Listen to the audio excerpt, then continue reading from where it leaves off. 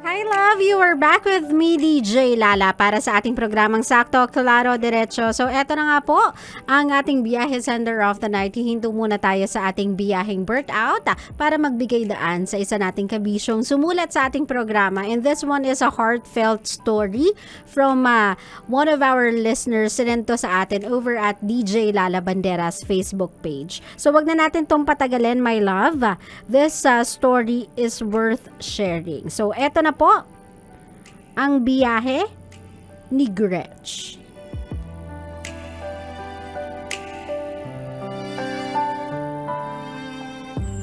Hello po DJ Lala Banderas. Hindi ko alam kung tama ba na dito ako nag-message sa FB mo. Hindi ko kasi alam kung saan pa isesend yung message ko. Kamusta na po? I hope you're doing fine. Ako kasi, hindi. Sana po matulungan niyo po ako sa dinadala ko.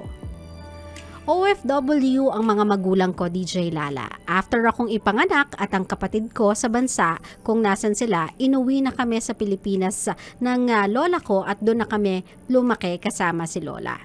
Dumating yung araw na kinuha na kami ulit ng brother ko ng parents namin sa bansa kung nasaan sila. Namuhay kami ng sama-sama. Pero hindi naging madali kasi malayo ang loob namin magkapatid sa kanila. Yung father ko, palaging masama yung loob kasi wala daw kaming kibo. Hindi daw kami sweet at mahiyain daw kami masyado. Lagi kaming napagkukumpara sa mga pinsan namin. Lagi kaming namumura, lagi kaming napapalo. Hanggang sa nagdalaga na ako noon, lagi kaming hindi nagkakasundo ng papa ko. May times pa nga noon na naglayas ako sa bahay. Bumalik naman ako after ilang years at naging okay na kami. Ramdam naming mag-ama na mahal namin ang isa't isa pero nahihiya talaga akong ipakita sa gawa. Nagtagal at nagkasariling pamilya na po ako. Nabigyan ko siya ng apo at doon lalo kong naramdaman ang pagmamahal niya sa akin bilang ama at lalong-lalo na lolo ng anak ko. Isang araw, magka-video call kami. Masaya siyang nagkukwento habang pinapanood niya yung anak ko. Matapos ang tawag, makailang oras lang po nakatanggap ako ng tawag. Nasa ospital daw po ang papa ko. Inatake siya sa puso. Time of death, 12:10 p.m.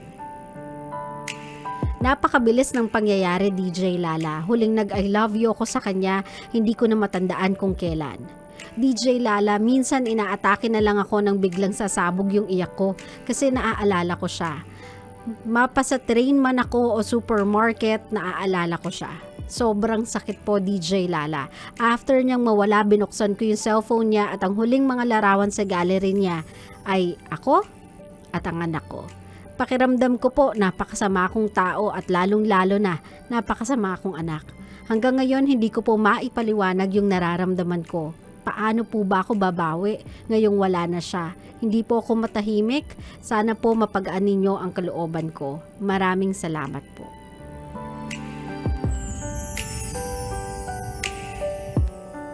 Hi Gretch, I hope today is a good day for you. Somehow, I hope you are feeling better. My love, wala kasi tayong textbook on how to cope with the loss of someone. Especially when you are that close to that someone. And especially when may mga times na, kumbaga, nag-fall apart yung relationship ninyo. Andun kasi yung regret na sana bumawi ako. Sana nakasama pa kita ng matagal. Sana naipakita ko sa iyo kung gaano kita kamahal. We will be full with sana. Pero if it's any consolation to you, my love, I think lahat ng sana mo naririnig niya. For the last few moments of your dad, he was happy. He was contented. You completed, kumbaga, yung life niya by letting him in. Letting him experience being a grandfather, letting him experience being a father to you. And sa paningin mo, siguro kulang yon, pero sa paningin niya, labis-labis na yon. Labis-labis na bawi na yon for the years na hindi kayo naging close. I am not one to speak in behalf of your father, but I know love when I hear one. And what you had with your father is purely and unconditionally the type of love that every parent has for their kids. and every child has for their parents. So naiintindihan ko yung regret, my love. Naiintindihan ko yung hope na sana may more time pa kayo to be together. Kasi just when you are enjoying your relationship with your father, kinuha na siya sa'yo. Pero meron kasing purpose ang life eh. O diba? Wala naman makakapagsabi kung kailan eh. Walang makakapagsabi kung anong certain circumstance yun na kukunin siya. Alam nyo, lately talaga, nare-realize ko na lang talaga, maybe the reason as to why people that are very close to us or even our pets na very close to us are being taken away from us is because they have already served their purpose. Whether or not tanggap na natin siya o hindi pa, they have already served their purpose. Kumbaga, nagawa na nila lahat ng dapat nilang gawin dito sa earth. So, if ever na meron kang regrets for not having to experience it with your father, i-pass it on mo to sa anak mo, my love. I-pass it on mo yung all the love that you can give, all the love that you are willing to give, and all the time, attention that you are willing to give to your father, papunta sa anak mo. Kasi there's nothing more than that your father would have want than you being able to raise that child more than the way he raised you. I'm sure hindi lang kasi ikaw yung may regrets, my love eh. Meron din siyang regrets of not being close enough sa'yo, of not being there for you. And instead of remembering him with regrets, please look back sa mga moments ninyong you know within your heart na naiparamdam mo sa kanya. Hindi mo man nasambit, hindi mo man nasabi sa kanya kung gaano mo siya kamahal, na paramdam mo sa kanya na he is welcome sa family mo. He is welcome sa buhay mo, and he is welcome to play the role as a father to you and a grandfather para sa anak mo, my love.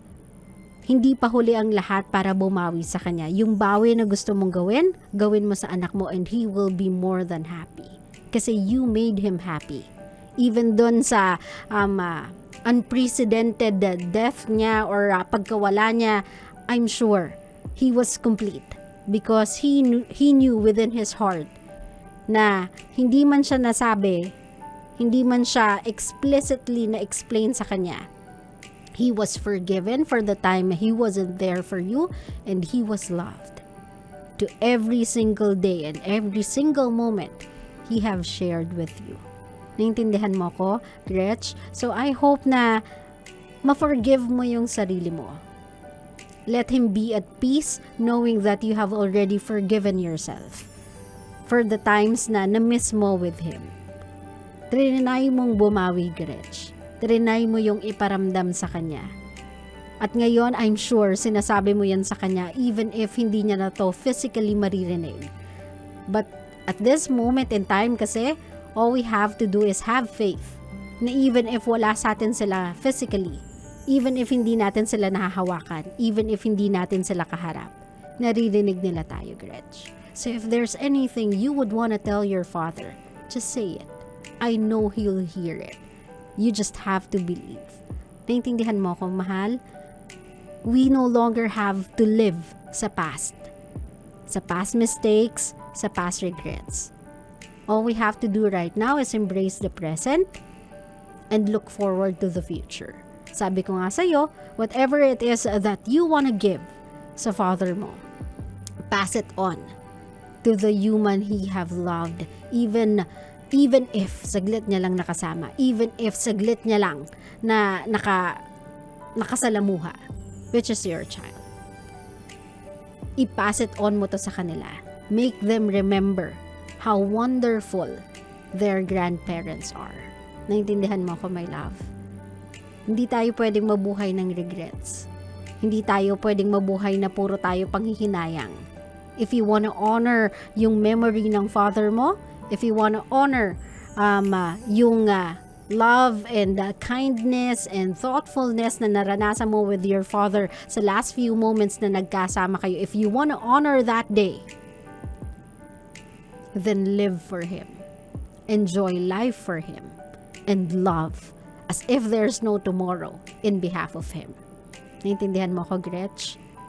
Just open your heart, sabihin na natin sa hangin. Say it even if no one is listening. Because He can. He can hear that. Whatever it is na nasa heart mo, unburden yourself with that. Only you can do that. And please, as you look back, wag mo siyang tanawin ng may regrets. Yung last moments nyo together, that video call na masayang-masaya siya, talking to you and talking dun sa grandchild niya, yun ang alalahanin mo. That is how you want to remember your dad, in honor of him. Okay?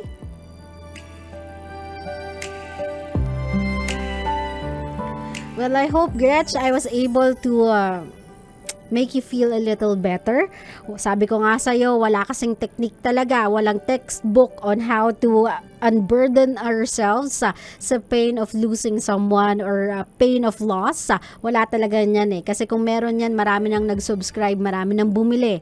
Pero wala mahal eh. All we can do is move forward with our lives and remember them with the happiest memory we have with them. Okay?